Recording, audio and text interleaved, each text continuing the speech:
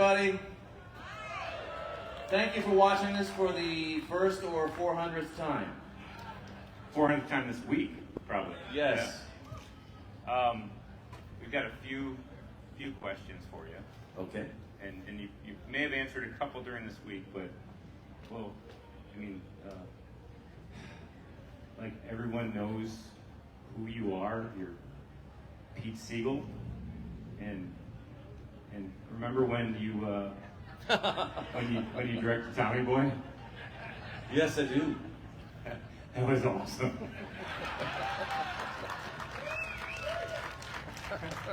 I picked up where you were going.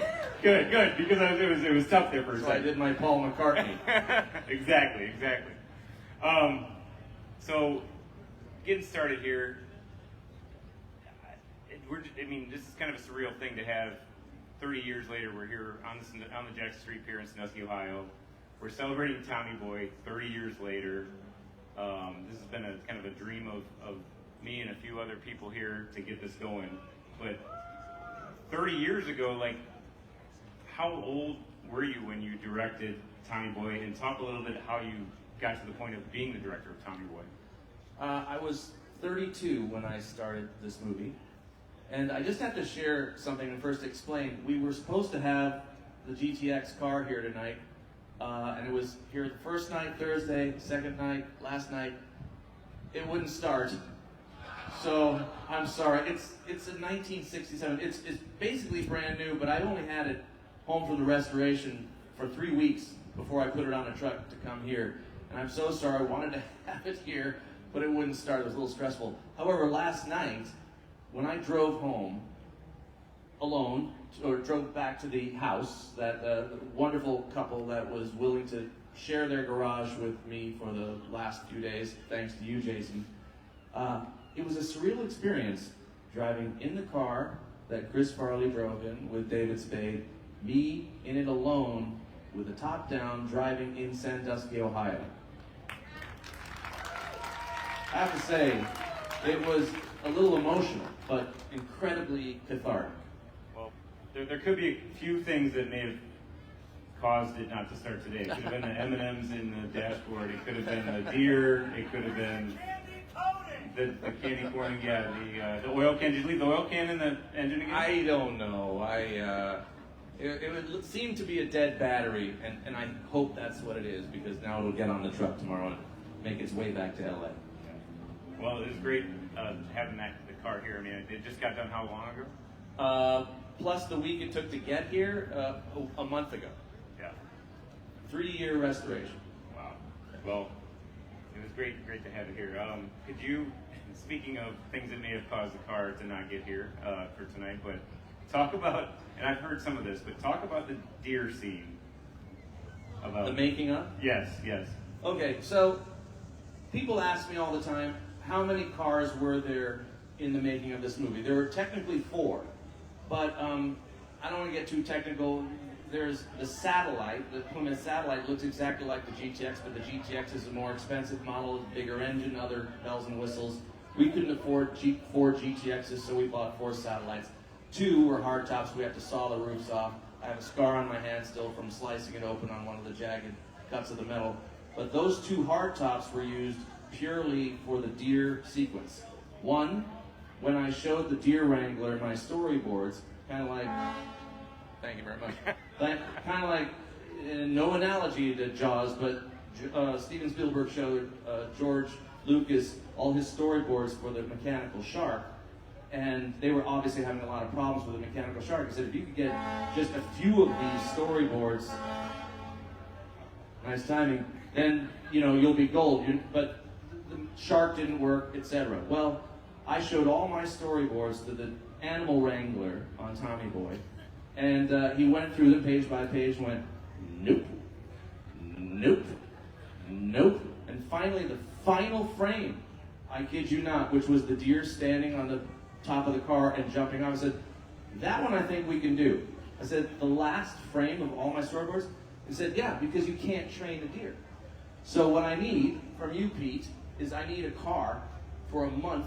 I'm going to put it in my field where I have a deer, and I'm going to put a ramp up the back side of it with some food on top of the car, and the deer will sniff, walk up, eat some food, pee and poop, smell itself, do it again. You'll hide your cameras and lights in some bushes, and after about a month of doing this, because they're very skittish, we're going to turn the lights on, get your footage, and it'll jump off. And I'm like, are you effing kidding me, right? Sure enough, a month later, someone comes running in to the production office. We got the footage! We got the footage! And I said, great. Now what do we do for the rest of the sequence? So, the shots of legs walking across the road with the car in the deep background, that was a goat that was being led by someone. The only problem with that goat, it was a female and it had a full udder of milk. So my line producer, Bob Wise, said, I got an idea. We're going to duct tape the udder up so we get a clean shot between the legs. No one will know the difference. It'll look like deer legs. I'm like, oh my God, this is horrible. And then I said, okay, we got that shot. Now, what about, there was one shot of an animatronic deer in the road, and it was just the worst. If you've ever been to Disneyland, raise your hands. You've been to the Lincoln exhibit where Abe Lincoln, bad animatronic, right? This deer was 10 times worse than Abe Lincoln. And, every time it moved with the servos, it was like, it was terrible. One shot right before the car hit it. The rest, inside the car, all the destruction, we had no idea how we were going to film that. It turned out to be, we had a deer skin and some antlers and a grip from the crew, just got underneath it and just pretended to be a deer. I mean, it was the most low-tech, ridiculous thing, and yet it cut together. But that was, we had to donate. So after the movie, they said, do you want the car for free? And I said, no thanks. Definitely don't want the deer car, because that's filled with pee and poop. But we also didn't think that this movie, we had no idea. My editor is here, Bill Kerr, my sound mixer, Jeff Haboush. They're going to come up in a minute. But we hadn't put the movie together, so I thought, I did not know what we had. And I said, you keep it. And of course, the movie was not a bomb. And then for the next 25 years, I was searching for the car. And you found it? Yes. More of a serious question, but you brought out the best in Chris Farley and endeared millions of people to see what he could do as an actor. With your crystal ball, what would life be like 30 years later with the 60-year-old Chris Farley still making movies? By the way, it breaks my heart that Chris could not be here tonight to see this. I was grateful to have Kevin, his brother, here. I felt that Chris had such potential as an actor, period, but also potentially as a dramatic actor. And I thought the same way John Candy did Uncle Buck, which was sort of a foray into slightly more dramatic territory that had a little more heart, less on the jokes. I said, Chris, you need to try to find your Uncle Buck.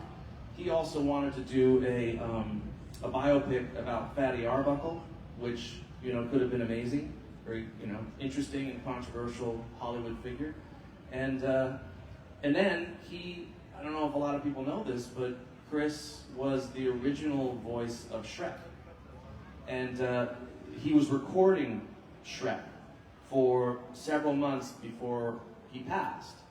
And that would have been huge. So he was right on the verge of going to different levels, whether it was dramatically or through huge animated things, and so many dreams of what he could have done, and it's just heartbreaking.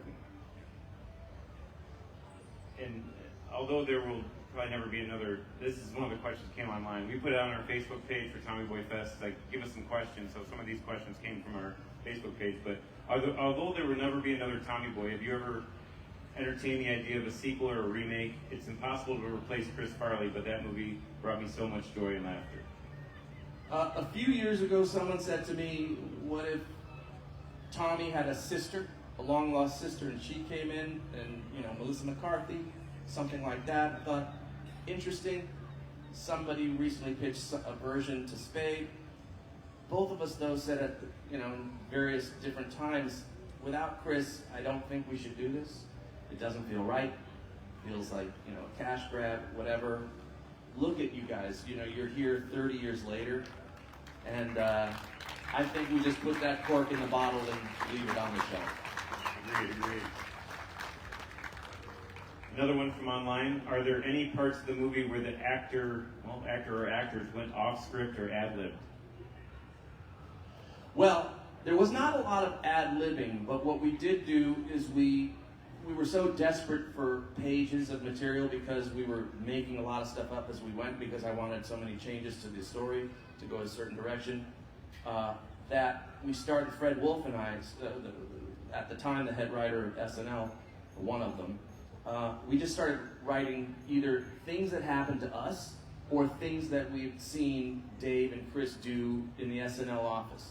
So Fat Guy in a Little Coat was something that Chris did all the time to annoy Sandler and Chris Rock and everybody. He just pissed off everybody with that bit. We said, okay, we're putting it in. Does this suit make me look fat? No, your face does. That was a line I heard from Dave to Chris, and I just said, that's got to go in the movie. Housekeeping was something that, and I think I mentioned this the other night, that Spade would do to Farley all the time in the hotel, saying housekeeping, and Farley would scream at him, and then Chris would go up to the door, open it, and acted like this was the first time this ever happened. It was like Dave said, "Really? You fell for it again?" And so we wrote that down. We were so desperate, we just put anything that was a bit that those guys did, we put it in the movie because it was like free script. And if we could weave it into the story somehow, it just made us happy. We had stuff. Yeah, and over the past year or so, trying to work and plan this Tommy Boy Fest, and I should say, Pete, you've been awesome since somebody said you slipped into the DMs of Pete Segal, the director of on Instagram. Did. I did. I was like, hey, like 5 or 6 years ago, because we were trying to do it for the 25th. You were very nice, and I thought this was great. Dave Paulson's here, who just performed. He wrote a whole album of songs. There was so much outpouring and love, and then the pandemic happened. And so we put everything on hold, but you kept in touch, and said, hey, how about the 30th? And, here we are. We started having Zoom calls and emails, and then you'd sent me your number at some point. I was like, oh my gosh, I have Pete Segal's number. So there's been some text going back and forth, and as I'm watching the movie, so we're trying to plan this entire weekend, watching the movie, and one thing that it still cracks me up a little bit is they're in the hotel, and they're just, after selling brake pads, they're just kind of hanging out in the hotel, and David Spade's there with a vacuum, and there's moths flying around this lake. He's like, foom, foom, foom, foom, foom, foom. And I texted you, I was like, where did that come from? And I think you mentioned it might have happened to Fred Wolf or something. Fred, it happened to him, and he had this. Fred always has very visual comedic ideas, and that was one. But I feel guilty about that scene because we couldn't. There wasn't really CGI back in '94, and so we said, how are we going to get a bunch of moths to fly around? They were little paper moths that we had a little fan blowing, and it blew them up, and it almost worked. Please don't watch that movie too closely because it really is not good. But it was kind of a funny enough idea, and we went for it. And like I said, we were so desperate, at that point. I would have tried a lot of different things. Okay, great. One more from online. What was the craziest thing that Farley did on set? Go. Yeah. Without a doubt. Housekeeping? I think I mentioned this. I made a, on Thursday. I can't remember. Done a lot of interviews since then. But I'll say it again in case you haven't heard it. So housekeeping, he takes the blanket and he goes to the door and Richard tells him that we made it. Oh, Richard! He drops the blanket. Hold me. And I said, in comedy what we like to try to do is in case one joke doesn't work, we do an alternate version for the next test screening. So one, I said, we'll try, Chris, you drop the blanket and you're wearing boxer shorts. Okay, great. And then the next one, we're going to do very small, tidy-whities with little logos on them, showing just a hint of crack. Okay, great. And for the third one, we're going to, you're going to be naked, just from behind. But Chris, do one favor for me, please. Do not turn around. And he said, okay, Pete, got it. And so we did the thing, and I don't yell cut immediately because you might get something interesting. So I said, oh my God, that's great. He kind of knew it was over. He turned around, he started dancing, gyrating. And, now I remember I did tell this on Thursday night. But I leaned over to my camera operator and I said, okay, as soon as he stops and the crew stops laughing, I want you to take that film out and burn it. It's not going back to Paramount Pictures. And they did, right? Yes, they did burn it.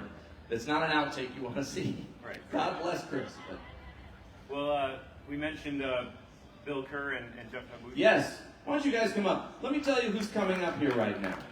Bill Kerr, who edited the movie, not only edited this, by the way, this was Bill's very first movie he ever edited.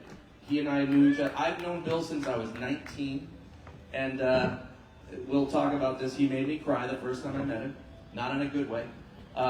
And he's gone on to edit things like, Bridesmaids, Superbad, Trainwreck, Nutty Professor with Me. He's like one of the great comedy editors of all time. Jeff Haboush started with me on this movie. He actually did a little on Naked Gun, which was my very first movie when I was 30. And he has gone on to earn 4 Academy Award nominations as a sound mixer. These guys are my best friends, love them to death. They made it all the way out here. And Bill, why don't you tell them how you made me cry the first time I met you? You better tell them, and I'll see if it's correct. All right. So my first job when I was 19 was a fog wafter. Fog wafter. So I would go on the set with this kettle, and I would squirt it, and fog would come out to add atmosphere to the air because the light looks great coming through, just a slight haze. And then you take a piece of cardboard and you do this to even it out. That's the wafting, fog wafting. He was a camera operator at the time on this children's special. Just a couple kids, blah, blah, blah. And the kettle, I sprayed it, did my wafting, and then in the middle of the take, the kettle went, just ruined the take. It goes, hey. I'm like, okay, sorry.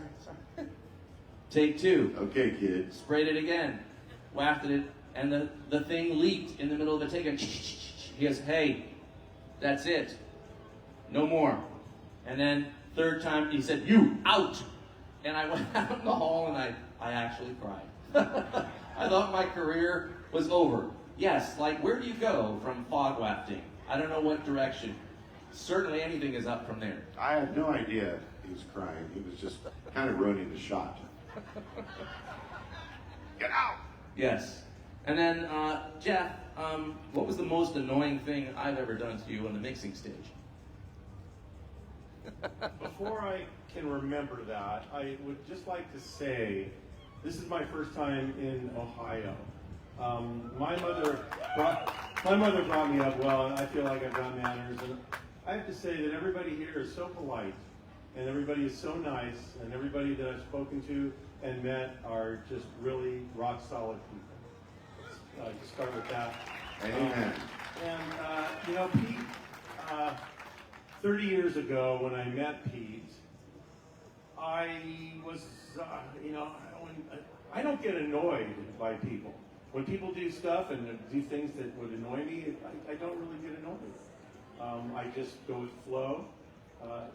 What did you do to annoy me? Well, I think I annoyed you when I picked on how you like to eat sushi. Oh, well, that doesn't bother me. Yeah, Pete makes fun of me, but I will just do a quick story of when I met this gentleman, Pete, and these 2 gentlemen 30 years ago.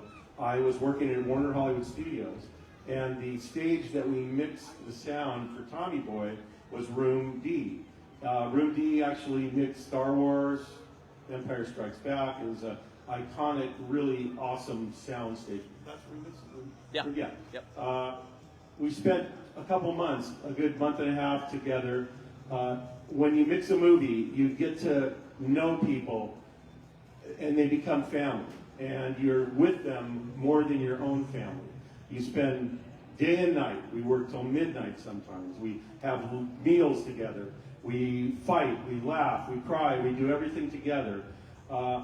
The Tommy Boy experience for me 30 years ago is something that I will never forget. It's actually imprinted in my brain because it was a unique experience because I love this movie. And I haven't seen it for a while, and I just sat and watched it. And watching my work from 30 years ago is something that blows my mind every time I can watch a film like that. I always say to myself, what would the 60-plus-year-old Jeff say to the 30-year-old Jeff 30 years ago to do something different?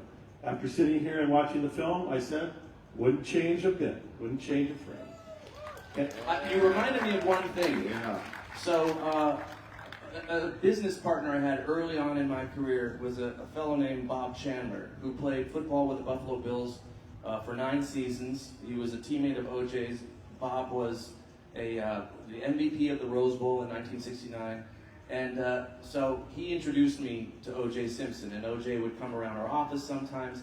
And Bob passed away right as we started filming. By the way, Bob won the Super Bowl with the Oakland Raiders. Jim Plunkett as quarterback. He was starting wide receiver with Cliff Branch. He passed away right as we went into post, and that was when O.J., who I had just done Naked Gun with a couple of months before, was in the trial of the century. When Bob passed, they halted the O.J. trial because Robert Shapiro and a lot of the other people knew him, and they came to the funeral. So it was just a bizarre time, you know, in history that intertwined with the ending of our movie. It just reminded me of that. Yeah, no, you know, just Andy, on what I was saying is, after we finished the month and a half together, and I told Pete this, I got in my car, I called my wife, and I was actually kind of tearing up a little bit. I was saying, we just said goodbye to everybody. I go, I may never see these people again. You know, I hope this movie does okay. And 30 years later, I've been very, very fortunate. I've mixed all of Pete's movies, and we still have a good time, and we go out to lunch and have sushi still sometimes. Well, thanks. Yeah, yeah. This question just came in as of this afternoon, but and it came from 7 local Sandusky businesses. But what are your 3 qualifications for judging a wing contest?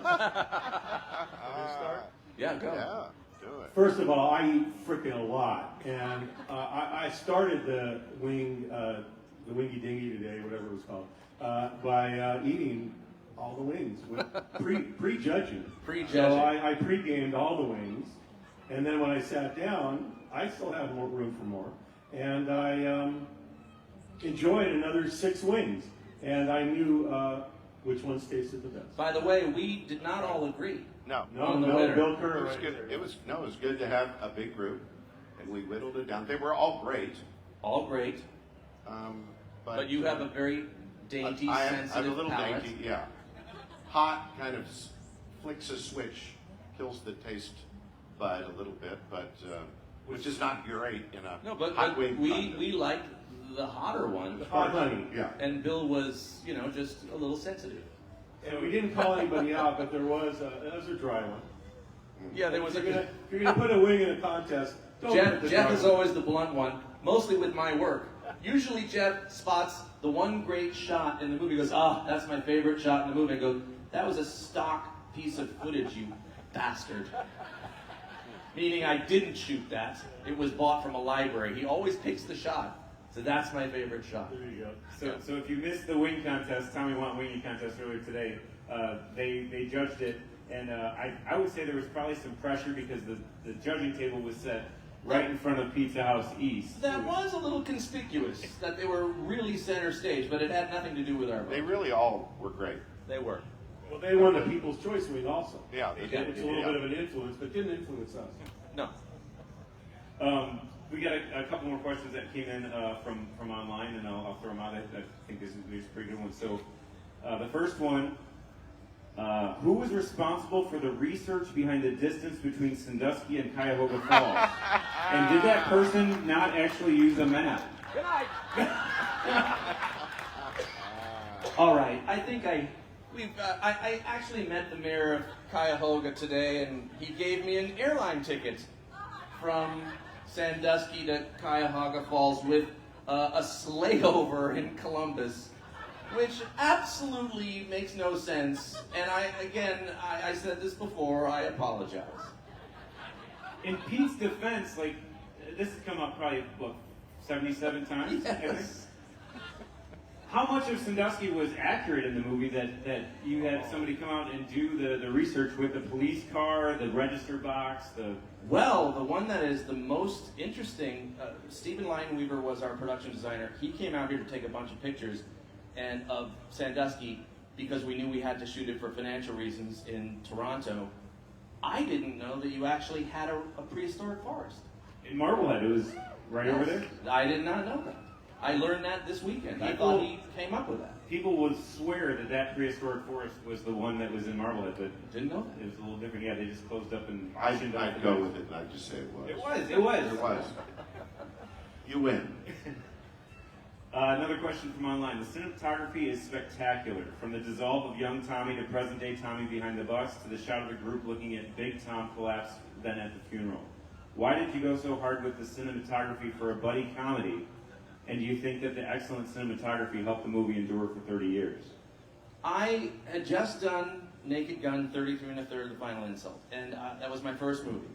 And I was grateful for David Zucker for giving me that shot. But I felt that, and I still feel to this day, that comedy does not need to be super bright and static and close-ups of everybody for every line. I feel like people can be funny in shadow. People can be funny with the camera moving. You have to, shoot mathematically so that if a joke doesn't work, you can cut it out and Bill wouldn't yell at me. But I always felt like, why not make a comedy look as good as a great drama? And so anytime I could, and I didn't have a lot of time on Tommy Boy because we were underwater, but I thought any opportunity I had to kind of elevate it visually, I wanted to bring that to the film. Whether that helped, I mean, it's interesting because I've been asked that question a few times today. I guess it stuck, in people's minds. That's a kind of a production design thing, Yeah. planned in advance, and that the death comes out of nowhere, and it cuts. You think they're looking down at Big Tom, and it's a really moving piece. I want to say Mike Sale, who worked on the picture as our assistant editor. Now Mike edits everything Dwayne Johnson. Yeah, and he picked the bagpipes. I remember that. And we had make a assembly, they call it, at the end of production. We put together it's the first cut of the movie. And it doesn't have everything, and it's not perfect, but we tried to fill it in. And sometimes you had to put in blanks and shot missing. And we didn't have a couple of shots at that time, but we used that music in the death scene. And I just remember Pete watching the assembly for the first time, and he actually teared up at it was beautiful. just music. But I have to say, Chris Farley was a little pissed at me for one thing that I did in that sequence, and that was when we lost Chris and David half of the week to go back to SNL to rehearse, I had to shoot something.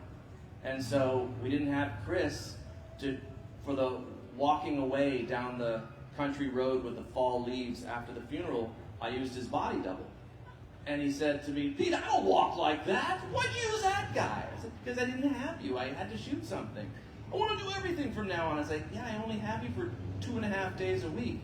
I got to shoot something." But anyway, I learned, any other inserts, him, hand on a pencil, hand on a doorknob, I always used him from that point on. But I do remember that. He was a little ticked. And the question of the cinematography, comedies, when I first saw the film, we mixed on a big screen, and I said, this is a movie for a movie theater where an audience can sit in there. It's got a buddy comedy traveling. It's got the sunsets, the different shots of locations and cross country. It was I'm going to go epic. It was epic. And we wanted to have a soundtrack that would match what was happening on the screen. I have a saying, sound is 50% of a film. And I think the soundtrack, hearing everything, this is an action movie also. I mean, there's a lot of sound effects in this movie. Cars breaking down doors, deers tearing up stuff. This is a movie that if anybody ever has a chance, if it comes out in a theater where you can watch it on a 100-foot screen, 50-foot screen with a full sound system, it's a true experience. Can I jump in? Please go to the movie theater when you can. Take your kids. Yes. Remind them what it was like. There's nothing like a comedy in a theater. I mean, it's fun at home. I love to stream. Please, we got everything immediately on our phone. But if you get 200 people together in a little room and they're all watching the big screen, it's a riot. The Naked Gun out there, you guys, check that out. It's in the theater right now. And by the way, the Liam Neeson, I don't know if a lot of you saw it, he did like a funny public service announcement about this. Please go to the theater. And they did like a 3-minute thing, and they used, clips from Anchorman, and They use Fat Guy. and they used clips from Tommy Boy. Yeah. And it was all about, do you remember these experiences when you were in a communal environment, you hear each other laugh, you feed off that adrenaline, makes it more fun than just you in your underwear on your couch alone in your living room. It's On your iPad. Yeah. So yes, go to the movies, especially comedies. We need it.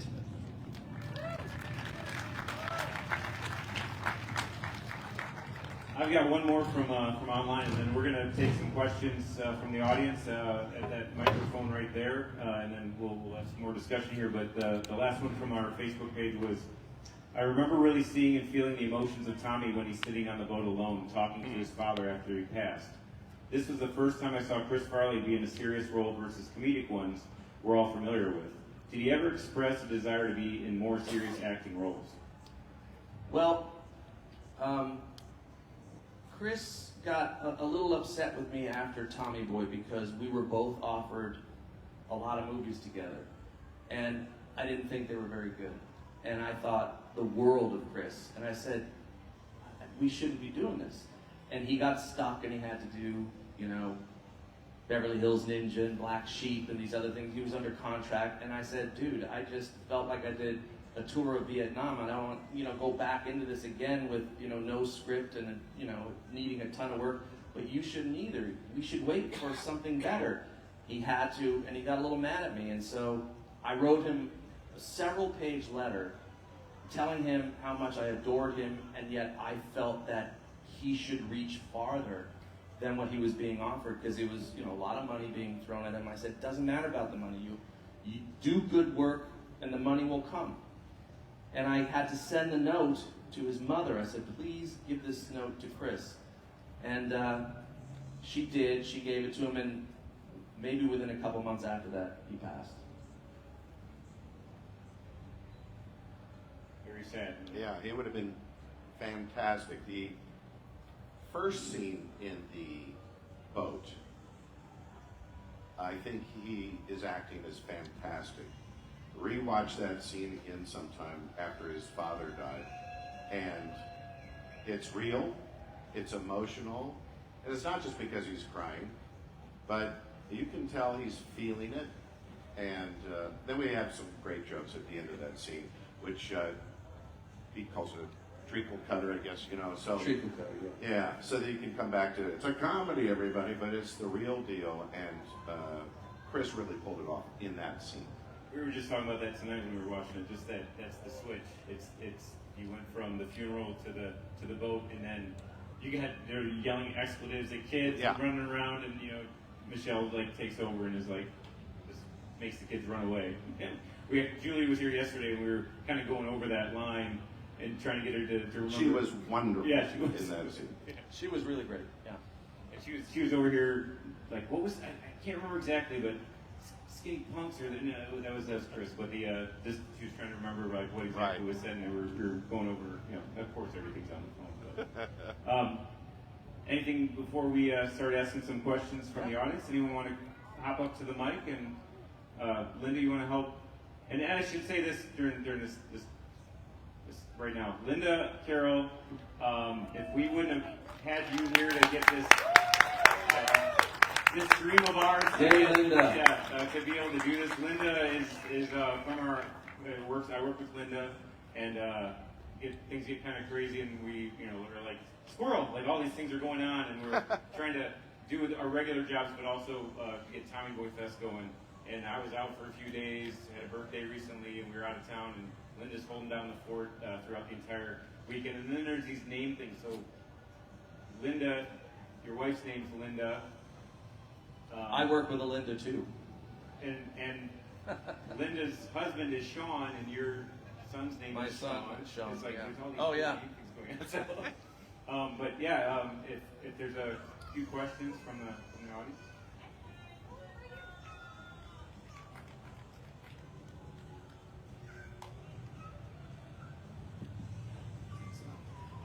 I'm curious what Lorne Michaels is like as a producer. Is he very hands-on, or is he somewhat hands-off because he's also dealing with SNL?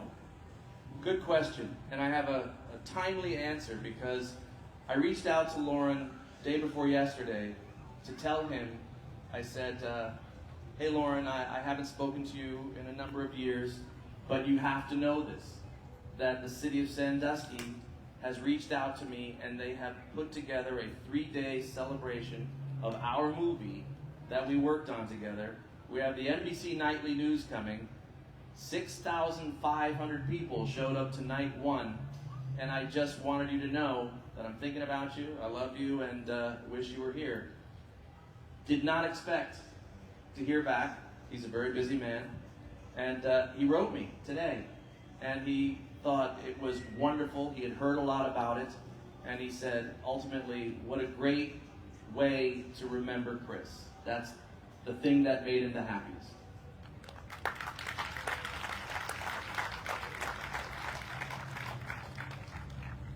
Hi guys.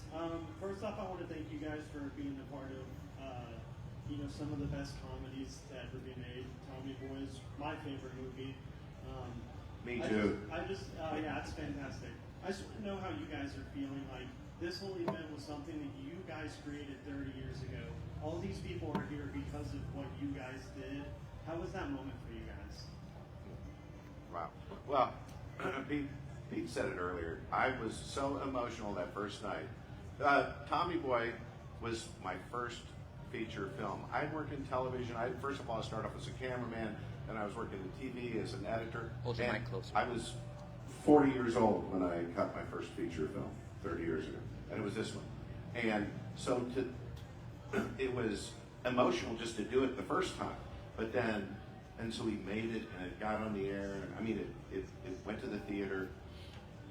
But to see it 30 years later with everyone knowing the lines and really coming up to us and genuinely saying that it's their favorite picture, and little kids dressed up as they're in costumes delivering these lines, I can't tell you. I want to thank everybody in this town, everybody who came up to me. Thank you. It was just wonderful. You guys are great. Thank you. Thank you guys. Hello, first of all, I remember being a young, small fry watching this movie when I moved to Ohio in 97. But I've had one question that has daunted me for 30 damn years. Don't ask about the airline ticket from Cuyahoga Falls. Dude, I figured you got bad information back in the day. But here's my question, and this is something I don't know if you guys thought this. Where the hell did the 2x4 come from outside of the Petrified Forest? Where the hell? Well, that's just Great. sort of that's a sight gag. However, Tell them the story. a little story about that. Make it quick. We, we put a piece of rubber, very soft foam on one side of that piece of wood, and we went through a couple of takes. We're running out of the soft wood, and the one that actually whacked Farley in the face, I think Spade got the side. It was not the soft part. So that was not really acting, that was reacting. Hi, I just want to echo what others have said about growing up with Tommy Boy. I was 11 years old when it came out and quoted it nonstop with my friends. And I brought my kids today Thank you. to enjoy it as well. I teach writing and English at a local university, and so I have a question kind of about the value of writing scripts, and especially in the age of AI. A message for myself and for my students to share with them. as we work on writing, work on scripts, work on whatnot. So, what to you is the value of good writing? What do you look for in a good script? Well, in this particular, that's a very good question. Great. You are nothing without a good script. We had nothing in the form of a good script for this. No, yeah. What we relied on was telling our own stories, things that actually happened to us. There's an authenticity to that. And I think when in doubt, the old saying is, write what you know. And so if there was a moment in your relationship with your wife that you think when you met that you can put into a meet cute moment for the first time that, you know, Tommy Callahan meets Michelle, you know, but you can relate it to when you met your wife for the first time, put that down. Like I told you guys a few nights ago, the hyper-extended door was me taking my wife's car to fill it up with gas, and that happened to me. You know, that's authentic. The roof fly up with the oil can under the hood, that actually happened to Fred Wolf. You know, and so we put that in the movie. The dead calm on the lake with with him and Michelle. That happened to me on a date in high school. You know, when in doubt, write what you know. And if I can add, stay real.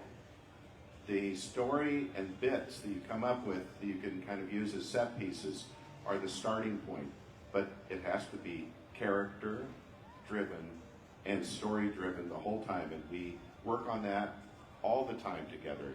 Make it real, because everybody knows when it's like, it's not exactly. And you're trying too hard. Yeah. Yeah. Thank you. Hi. Thank you so much for coming out. I want to preface this with my best friend and I are here. We used to get in trouble in elementary school for quoting lines from Tommy Boy.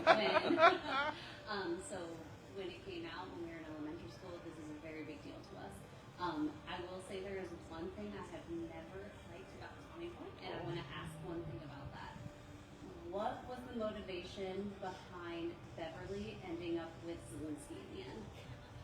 Oh, well, it was Dan Aykroyd and Bo Derek. We had to have a little bit of a, ironic happy ending for them. You know, they Two bad guys Yeah. got together, maybe for part 2. Right, but it just still pisses me off. Yeah, it's upsetting. I agree. I understand. If we could reshoot it, maybe we'd think about it. So But no motivation there. no, it just, by the way, we were so piecemealing the end of this movie together. We were grateful. Like the night before that was shot, Fred Wolf came in from Saturday Night Live with an idea for that scene, and I was so grateful. I was so exhausted. It was like the end of the marathon. I said, whatever, yeah, action. So there was not a lot of discerning thought that Still went into it. fantastic. Often Like, you y'all don't- are amazing. It's tough to like the bad people. Right? It still Yeah. gives so much emotion, so Yeah. good job. Thanks.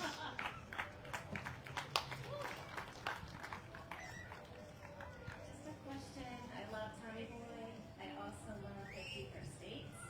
And Thank you. noticed that you have Mixed by Jeff as well. 51st Dates. Oh, yeah, 51st my Dates, yeah. favorites.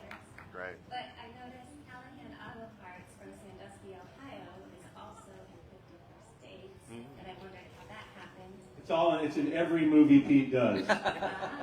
Well, for a little while, and I was telling the mayor of Cuyahoga Falls, we put Cuyahoga Falls as an Easter egg in a lot of our other movies until I heard from one producer, you're mispronouncing it, it's Cuyahoga. I went, okay. And then I hear back and forth, different people. So I didn't do that again. But, wow, it's a nice engine back there. Anyway, what was the question again? Why didn't you use Callahan in your... Oh, why, Callahan. It's in every one of Pete's movies. That's the right answer. So sorry, for 51st Dates. Sorry, the engine was distracting me. We had Dan Aykroyd. I've worked with Dan Aykroyd 3 times. And in another movie called My Fellow Americans. But in this one, I try to put Callahan in as an Easter egg. I have it in My Spy, which I recently did with Dave Bautista, which Jeff also mixed. And in this case, I had a bit where Dan was walking through the main room of the Callahan Brain Institute. And I said, Dan, I don't have anything written from point A to point B. Can you just ad-lib something and come up with it? He goes, sure, Pete, no problem. He goes, the Callahan Institute was created by T.B. Callahan back in 1976. And he just came up with that whole thing. That was a total ad lib. That is the brilliance of Dan Aykroyd. But we try to keep that alive, and I will keep keeping it alive. She came from Hawaii. From Hawaii? For Oh this? my gosh. You might be the furthest traveler. Oh, I'll say. Thank you so much. Do you have any spam? You also have 10-second Tom in 51st. So Tommy, you got another 10-second Tom. That's right. Very good. I just wanted to say, great movie, love the movie. Thank you. But there's one question, and I know you've been asked this hundreds of times. This isn't about the flight to and from, but I want to know what was the decision to put an airport in Sandusky? Well, there was an airport near Center Island in Toronto, and we needed to have a flight where he came into town. We were, again, so putting this together at the last minute. Until we came here, and Bill and I said to him at the Cleveland airport, which is where we landed, I said, does that mean this is the airport that Tommy landed at? Because I don't think there is an airport in Sandusky. we write Sandusky When, on those. Yeah. when Tommy Boy came out in '95, we had Griffin Airport that's now where. See, I knew that. I knew that. It was a cheat, but you got to go with it. Again, I apologize. This has been sort of the apology tour the last 3 days. You smart people. Hey guys, Jason, thanks for asking my question. I got another one for y'all. Thanks for being very approachable all week. You guys are awesome. Thank you. So Kevin Smith is coming out with a 4DX version of Dogma for the 25th. When are we getting 4DX for Tommy Boy? You just saw it, my friend. That is the 30th. By the way, if you want, if you haven't seen your VHS or your old DVDs enough, there is a brand new 4K version of this movie, and that's what you guys watch tonight. Available on Amazon. Or streaming. So I'm about 12 years old, right? So I'm young, and this came out 30 years ago. But my dad recommended it to me, and because I was like, oh, another dad recommendation. and then he hits me with Tommy Boy, and I'm like, I'm never saying no to his recommendation again. But Way to go, Dad. my question to you Here's is, for the dads. Just don't take your dad's advice to watch Boogie Nights just yet. yeah. Okay? Put the brakes on that. Yeah. But the thing is, my question to you is, what was your favorite part of filming Tommy Boy? I guess, by the way, Tommy Boy was a very hard one to film because, like I told you guys, we didn't really have a script. I think some of my favorite times, obviously, were going to dinner with Chris and Dave and Rob and Bo. Chris was the most hilarious person. Anyone at SNL will say the same thing. He was the funniest of them all. And Rob tells this story, and I'll just tell one little quickie. Chris would eat a huge steak, and on each piece that he put on his fork, he took a pad of butter and put it on and ate it. And after he did the second time, we're all staring at him like this. And he said, "What? It needed a hat." Those are my favorites. And also, Pete got to put his daughter in the movie. Okay. Now, I'm going to embarrass her, but you guys know just one little thing, and before your next question. The little flower girl in the movie, that was my daughter. Taylor, please stand up. Please stand up. Taylor Segal. She is a vice president at Lauren Michaels' production company still, and a producer, and she's doing quite well, but she's our firstborn little baby. What is your favorite memory of Tommy Boy? What's your Favorite memory? I'm gonna double down on when I was very sad being away from my kids in Canada for so long, and my wife surprised me and brought out. We didn't have our son yet, but she brought out our two daughters, and it was during the night that we were filming The Carnival, and that was one of the greatest moments of my entire filming experience on Tommy Boy when I saw those 4-year-old and 2-year-old little girls running up to me. Can you have that? I don't know whose hat. It's not my hat. Okay, over to Jason. You have to answer to him, or he'll have to answer to you. That one's autographed. But we'll get you a hat or a t-shirt. Thank y'all so much for coming out. The movie means a ton to me, actually. I traveled from Lafayette, Louisiana to come to this. Really? Tied to that. Thank you. Thank you.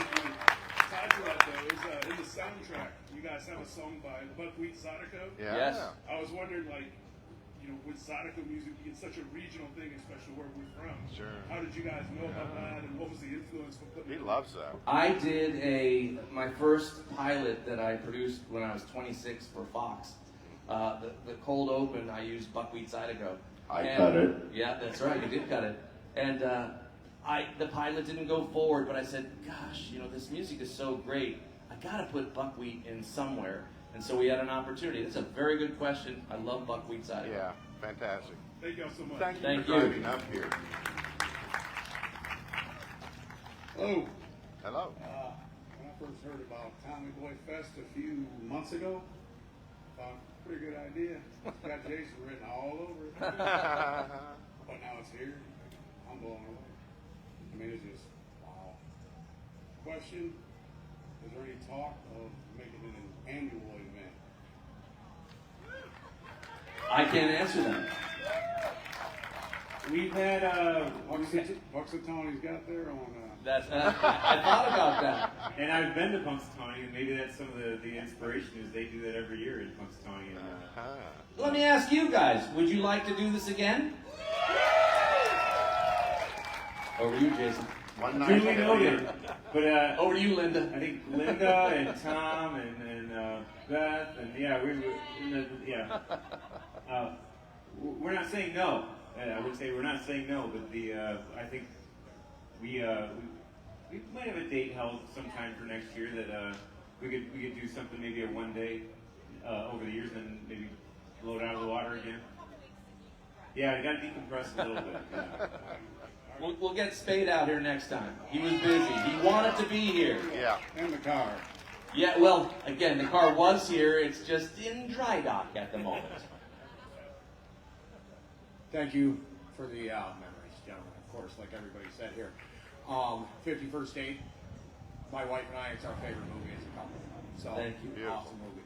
But, something we always talk about, these movies. Directors have their lists of who they want and everything like that. I feel like this is a quick answer, but was it always Spade and Farley?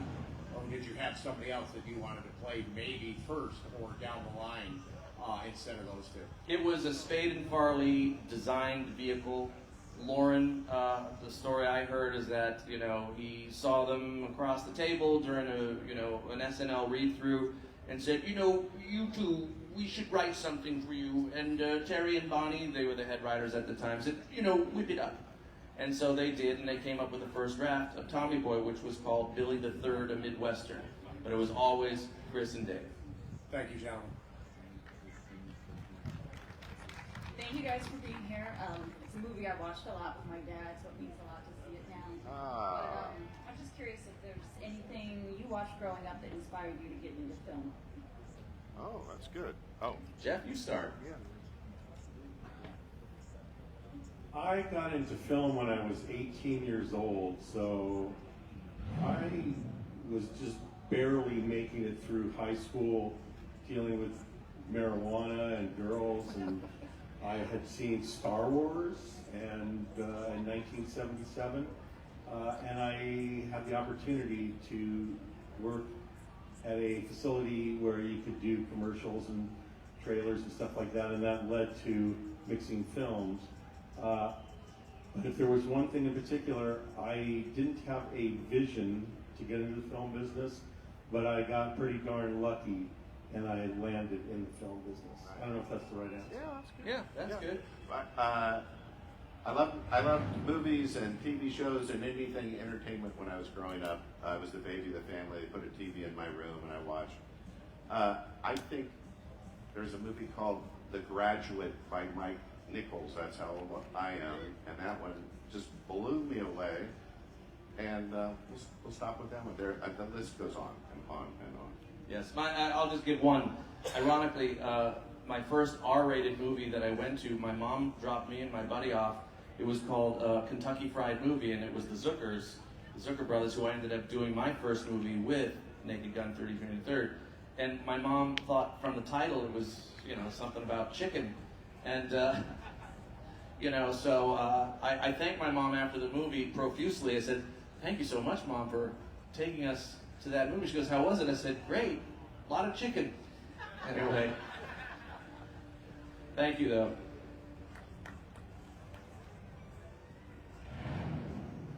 How's it going? Great. Great. Me and my brother came from Wisconsin yesterday. Awesome. Wow. Home of Werling. Yes, sir. I'm freezing. Oh, you're freezing up. Take All a breath. Yeah, take I a breath. guess I don't have much of a question. I had one. That's all right. Forgot it, but, How many times have you seen the film? More fingers and toes than I got. Okay, cool. We started watching it when we were young. That's my big brother right there in the green shirt. Hey there. I'm waving to 12 people in green shirts. Oh, there you are. How are you? But no, we came down because it's a life-changing movie, man. Oh, thanks, man. Thank you for coming down. The whole Farley family and everything's got a whole impact on me and my brother. And Oh, thank you. That means the world. let's go. Yeah. Thank you. Yeah. Let's give it up for Wisconsin. All right, we have 3 more left. Okay. I just want to thank you guys for everything you did to put relationships on the screen and reflect them back. And I followed my best friend here from Florida, and we've been friends for 40 years, and it's just great to be here. And the Tommy Boy Fest came up, and it's such a good movie. Oh, thank you. Oh, thank you. You're a Love sweetheart. this. Thank you very much. How's it going, guys? Hey, how are you? Good. I just wanted to know, what is a role that you guys have seen in the past about 30 years since Chris passed that you think he would have been a better fit as that role? None. There's nobody that could have done that role. No. better than What him. would he be? A movie that you had seen that he in the missed past, out on? like 30 years that you think Chris would have been better as the lead? Or Oh. Sorry, I No, misunderstood. you're good. Oh gosh, that's a good question. I don't know. Yeah. That's a hard one to figure out. I have to think about. You know that he recorded Shrek before he died, and it would have been great. And He if would they have ever been in that, yeah. changed that up and did a little live action combo, many.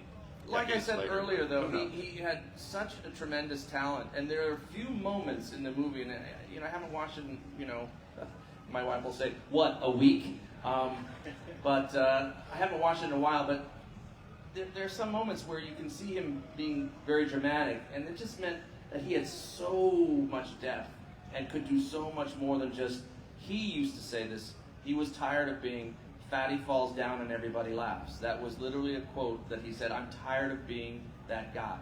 And so I was waiting for him to make that next move, and we never got a chance to see it. Thank you. Thank you.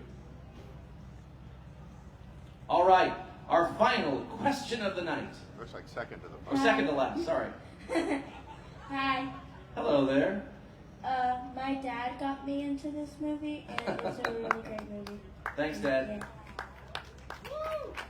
Thank you, Dad. That's not her question. Linda. My question is, if there was one scene that you had to reshoot because you didn't really like it, which one would it be? Oh my gosh. The one scene, people ask, was a lot of ad-lib in the movie. There was hardly any ad-lib, but there was one scene that we literally did not write dialogue. We said, okay, Chris, you're going to ad-lib this scene. It was when the hooks were going by and he was pretending that he was talking to them and doing karate moves and stuff like that. And he kind of froze up on that day, and he got mad at himself. He wasn't in a groove. He didn't do a good job. If I had to go back, I would have written something and not put him on the spot. That was unfair of me.